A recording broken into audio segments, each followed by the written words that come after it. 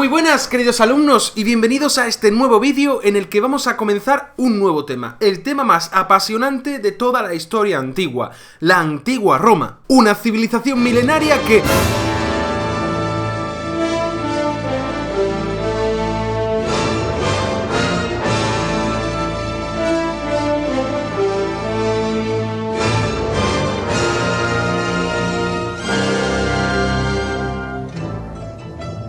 ¿Quién eres?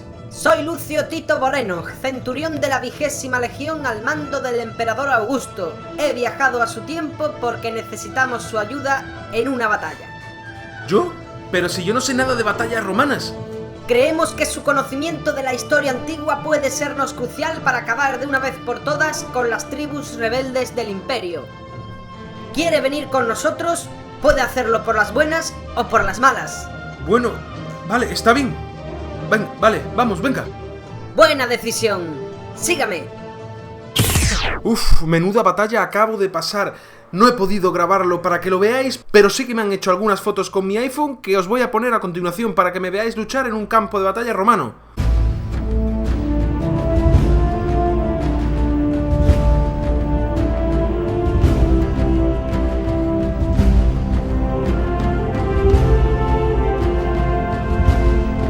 Y este viaje me ha ayudado a tener un montón de ideas para poder abordar este nuevo tema que empezamos, la civilización romana. Ya veréis qué interesante. ¿Estáis preparados? ¡Adelante!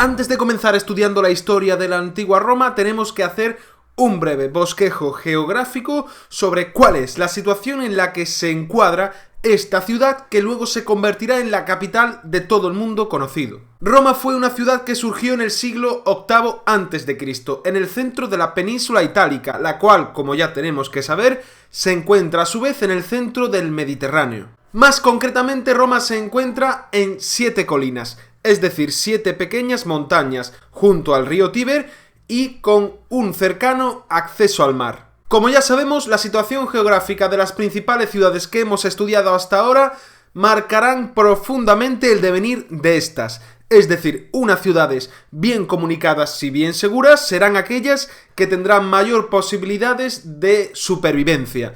Es el caso también de Roma, porque el hecho de que Roma se encuentre encuadrada geográficamente entre 7 colinas hará que esté muy protegida y el cercano acceso al mar, como tanto al río Tíber, hará que tenga un gran acceso al comercio marítimo, tanto con el norte como con el sur de la península, así como también con el resto de ciudades mediterráneas.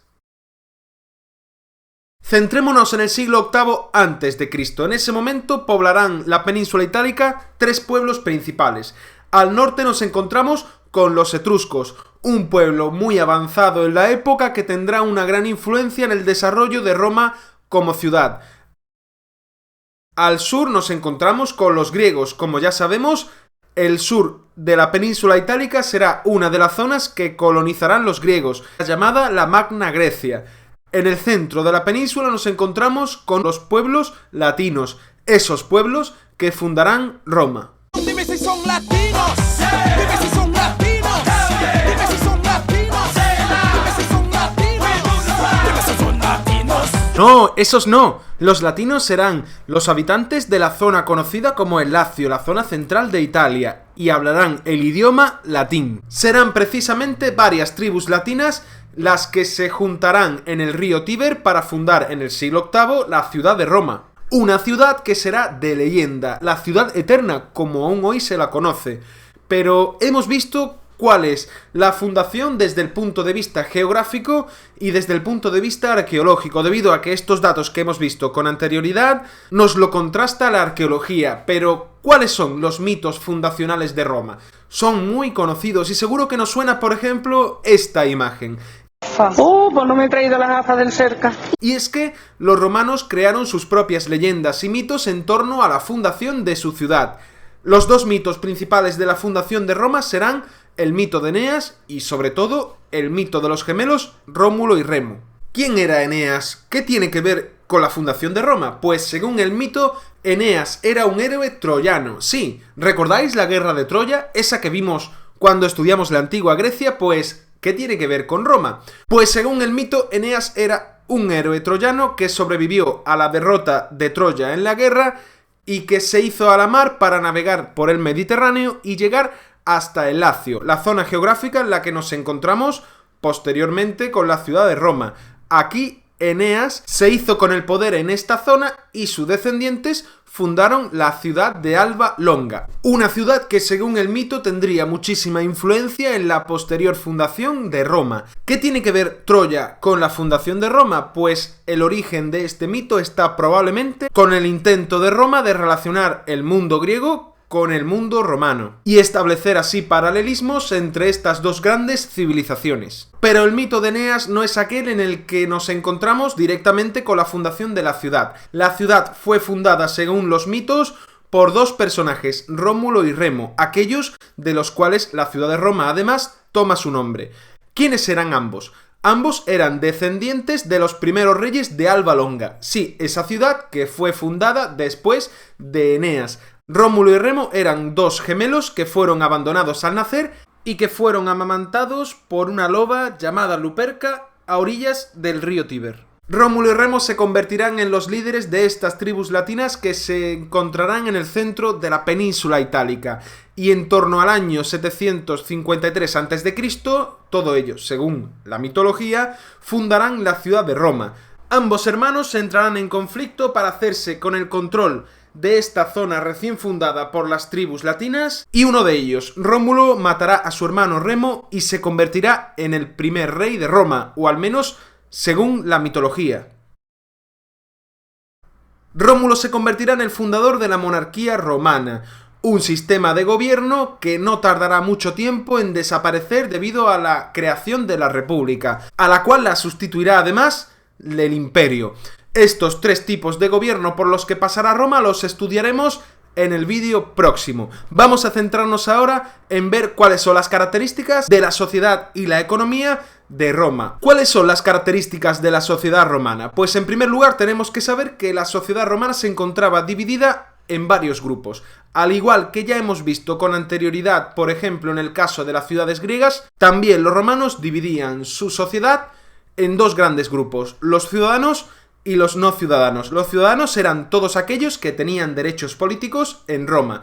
Eran libres y eran, naturalmente, los nacidos en Roma. Podemos dividirlos en dos grandes grupos. En primer lugar, y a lo alto de la sociedad romana, nos encontramos a los patricios, los descendientes de los fundadores de la ciudad, que serán aquellos que tendrán los principales cargos públicos, las tierras y el poder económico, cultural y político de Roma. Por debajo de los patricios nos encontramos con los plebeyos, que serán la mayor parte de la población romana. Los plebeyos se encargarán de trabajar la tierra, artesanía, comercio, etc. y tendrán derechos políticos limitados, a pesar de que también eran romanos de nacimiento. Aquellos que no eran romanos de nacimiento no tenían por tanto la ciudadanía romana y no tenían derechos. Eran los extranjeros, así como también los esclavos, que serán prisioneros de guerra, hijos de esclavo. Muchos de estos esclavos eran usados a su vez en los espectáculos para divertir a los romanos, como en el circo o en los anfiteatros. Muchos de ellos se hicieron realmente famosos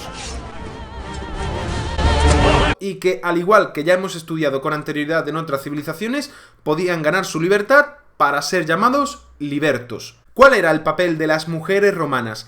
Tanto las patricias como las plebeyas no tenían derechos políticos y dependían siempre de un hombre, tanto en la vida social como económica de la ciudad. Gran parte de la sociedad romana se encontraba concentrada en las ciudades, no solo en la ciudad de Roma, sino en todas esas ciudades que van a ser fundadas a imitación de la capital, Roma. Las ciudades serán el núcleo social y económico de la antigua Roma y se articularán todas ellas en torno a unas características principales. La primera será el hecho de que nos encontramos con dos calles principales, el Cardo, que cruzará la ciudad de norte a sur, y el Decumano, que cruzará la ciudad de este al oeste.